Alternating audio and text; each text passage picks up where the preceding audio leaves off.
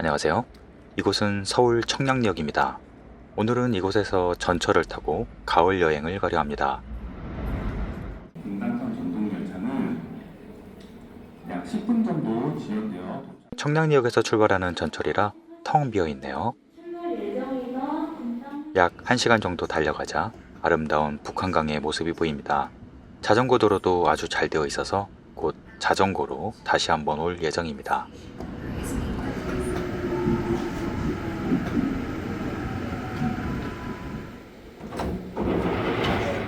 1시간 30분 만에 목적지에 도착하였습니다. 여기에서 내리시는 분들이 별로 안 계시더라고요. 신기하게도 이정표의 글씨체가 모두 진지한 궁서체입니다.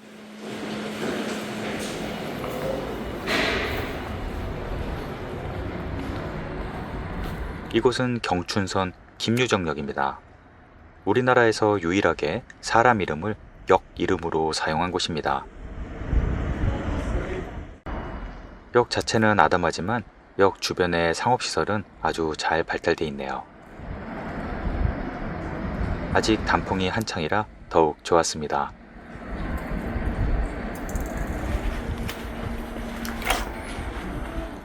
김유정역 바로 옆에 강촌 레일바이크 승차장이 있는데요. 그래서 주변에 주차장도 아주 넓은 편입니다. 오늘의 트레킹 코스는 김유정역 왼쪽에서 시작됩니다. 지금은 폐쇄된 옛날 김유정역 방향으로 가시면 됩니다. 역 주변이 잘 가꿔진 공원 같은데요.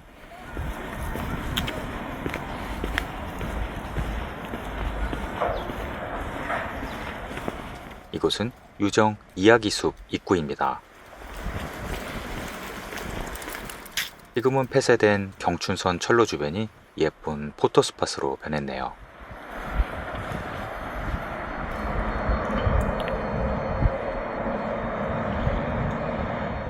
그 옛날 기차 플랫폼이 정겹습니다.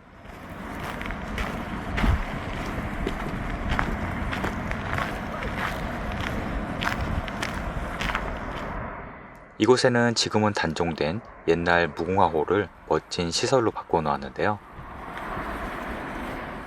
두 칸의 무궁화호가 있었는데요. 하나는 북카페이고 하나는 관광 안내소로 활용 중입니다. 월요일은 휴장이고요.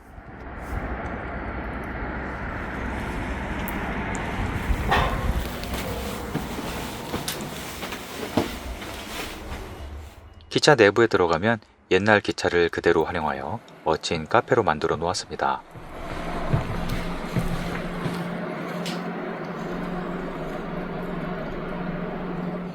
가운데 나무 테이블도 있어서 편하게 책을 볼 수 있었습니다. 선반에는 강원도 출신 작가들의 다양한 책이 준비되어 있습니다.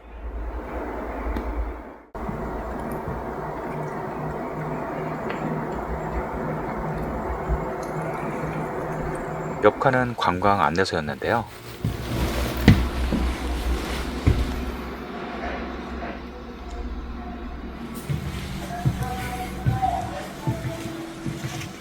춘천을 비롯한 이 근처 관광 지도들이 잘 준비되어 있습니다.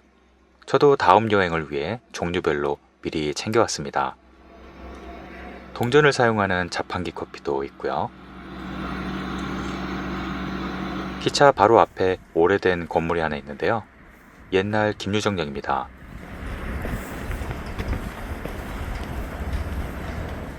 이렇게 보니 새삼 정말 작은 역사였네요.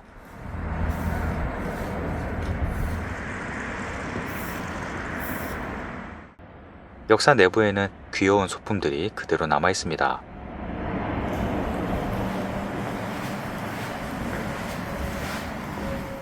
오래된 기차 시간표를 보면 추억에 잠기게 되네요.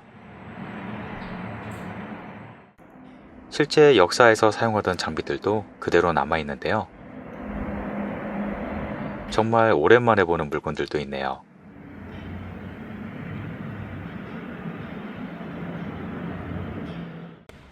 귀여운 포토스팟도 있고요.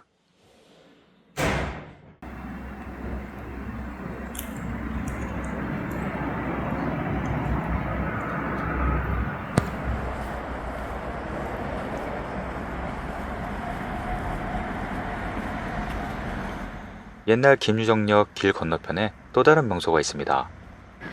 바로 김유정 문학촌입니다. 이곳은 김유정 작가가 태어나고 자라고 많은 작품을 썼던 곳입니다. 김유정 작가는 1908년에 태어나 29살의 젊은 나이에 요절하였지만 무려 31편의 작품을 남겼습니다. 김유정 문화촌에는 다양한 시설들이 있는데요.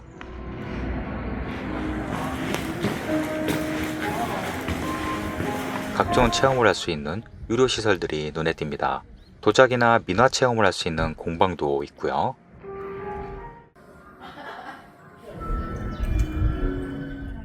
곳곳에 작품 속 장면을 재현한 조형물들도 많이 있습니다.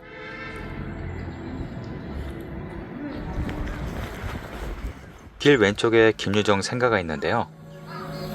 입장료는 2,000원입니다.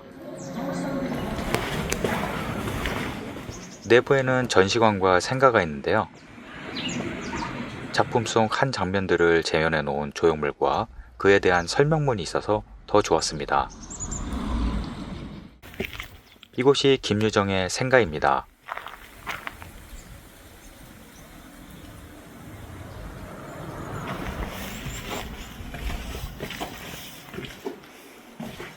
내부에 들어가면 네모 모양의 독특한 구조인데요. 마치 작은 성처럼 가운데 있는 마당을 둘러싼 구조입니다.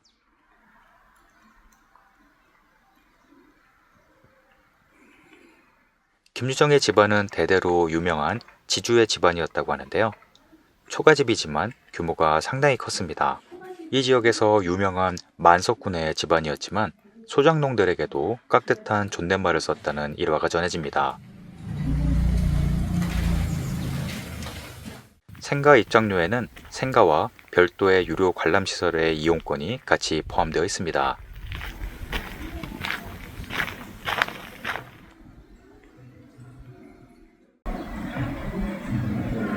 이곳은 기념 전시관입니다. 내부는 작지만 진품들이 전시되어 있는데요.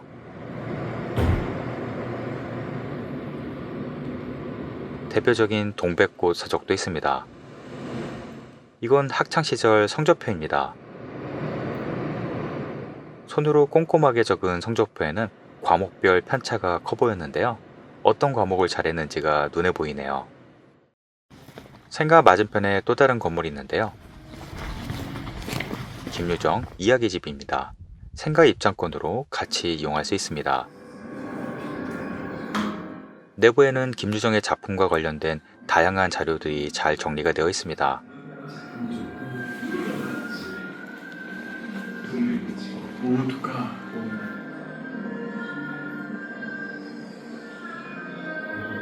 직접 사용했던 유품들도 많았고요. 그의 작품을 애니메이션으로 만들어서 상영도 하고 있었습니다. 그 당시 다른 작가들의 친필 원고를 볼 수 있었던 것도 좋았습니다. 이곳의 이름을 실내마을이라고 하는데요. 마을 곳곳이 작품의 실제 무대입니다. 이런 곳들을 연결한 멋진 트레킹로가 있는데요. 마을 입구에서 바로 시작됩니다. 전체 길이는 약 7km 정도이고 약 1시간 반 정도 소요됩니다. 마을 입구에 간단한 약도가 있으니 사진을 미리 찍어두시면 좋을 겁니다. 저는 우선 입구에서 왼쪽으로 마을을 가로질러 갔습니다.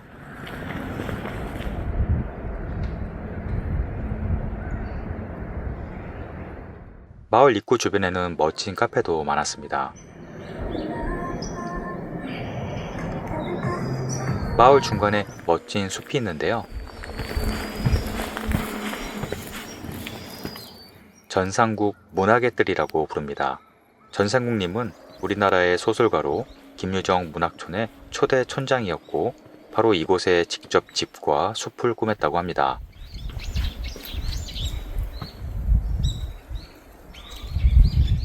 규모는 작지만 아름다운 숲과 숲길이 이어지는데요.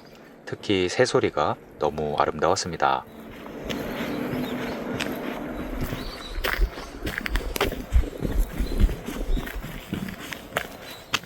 이 숲은 본인 소설 작품의 실제 배경이 된 곳이라고도 합니다. 또한 김유정의 동백꽃의 배경이기도 하고요. 아름다운 뜰을 지나 왼쪽으로 포장도로를 따라가시면 이야깃길과 만나게 됩니다. 포장도로 끝에 책과 인쇄 박물관이 있는데요. 여기에서 본격적인 이야깃길이 시작됩니다. 이야깃길은 거의 외길이고 표지판만 따라가시면 쉽습니다. 실내마을 농장을 지나 숲속으로 길이 이어집니다.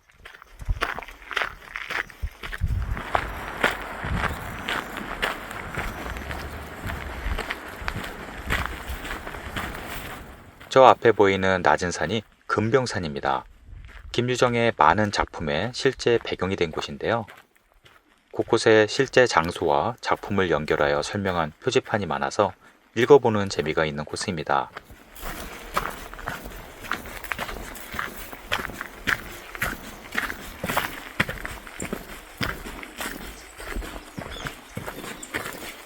처음 만난 곳은 눈웃음길이라고 하는 제1마당인데요. 이런 마당이 16개나 있는데요. 이런 곳들을 연결한 코스라는 점이 상당히 독특했습니다.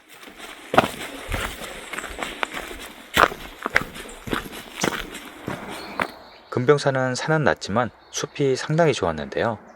특히 잣나무 숲길이 좋았습니다.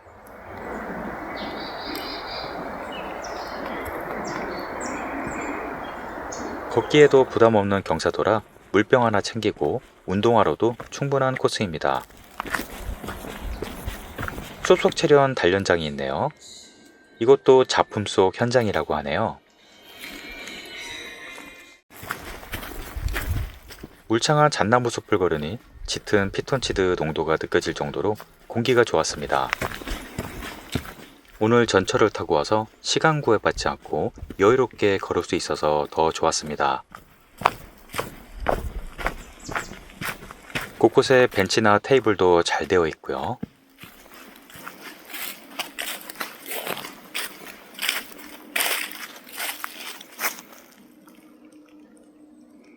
숲속 명상을 위한 안락의자도 있습니다.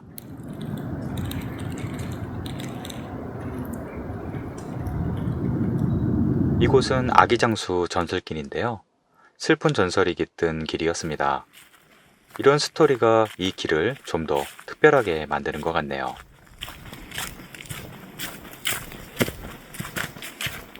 이야깃길은 오르막 내리막이 반복되지만 그리 어려운 코스는 없어서 편하게 걸으실 수 있습니다. 낙엽이 많이 쌓여 있어서 푹신푹신했습니다.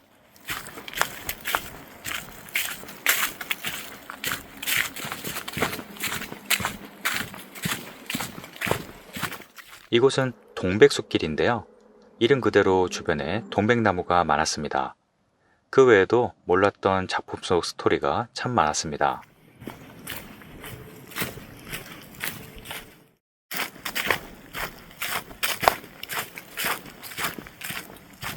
이제 금병산 갈림길에 왔습니다. 이제 내리막길을 내려가서 다시 마을로 길이 이어집니다. 숲을 크게 한 바퀴 도는 순환 코스라서 응달에서 양지 쪽으로 오니 단풍빛이 찬란해졌습니다. 아직 단풍이 한창이라 이런 멋진 선물도 받을 수 있네요.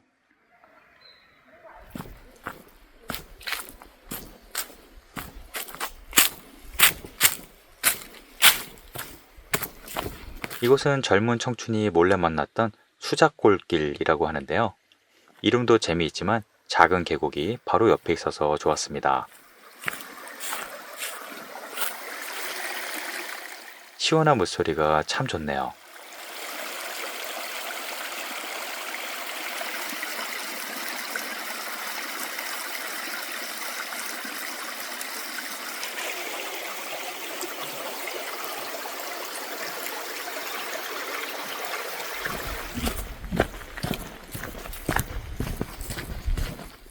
수작골을 지나 평탄한 잣나무 숲길이 계속 이어집니다.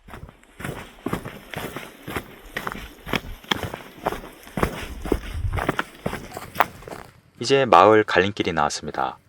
넉넉하게 1시간 반 정도 걸렸네요.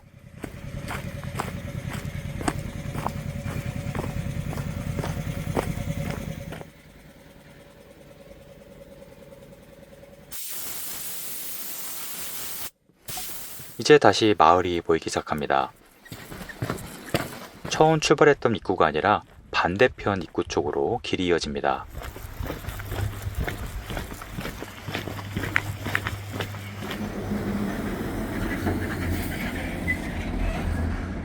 살레마을 앞 식당에서 맛있는 닭갈비로 늦은 점심을 먹었습니다.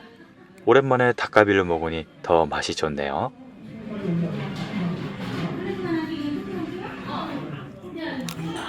김유정역에 돌아왔습니다. 서울로 복귀할 때는 ITX 청춘열차표가 남아있어서 예매를 했는데요. ITX 청춘열차는 김유정역에는 정차하지 않아서 한정거장 옆인 강촌역으로 가서 환승하려 합니다. 강천역에서 약 20분 정도 시간이 남아서 잠시 나와왔는데요. 예전에 구곡폭포를 가기 위해 왔던 기억이 나네요. ITX 청춘열차를 타시면 훨씬 시간을 단축하실 수 있습니다. 김유정역에서 출발하는 전철 시간은 평일과 주말 시간표가 다르고 서울 종착역도 다르니 시간표를 잘 보시길 바랍니다. 오늘 소개해드린 코스는 전철로 편하게 가실 수 있는 문학여행 코스였는데요. 다양한 볼거리와 예쁜 트레킹 코스가 어울려 있어서 가을에 특히 추천드립니다. 여행객에게 도움이 되셨길 바랍니다. 오늘도 시청해 주셔서 감사합니다.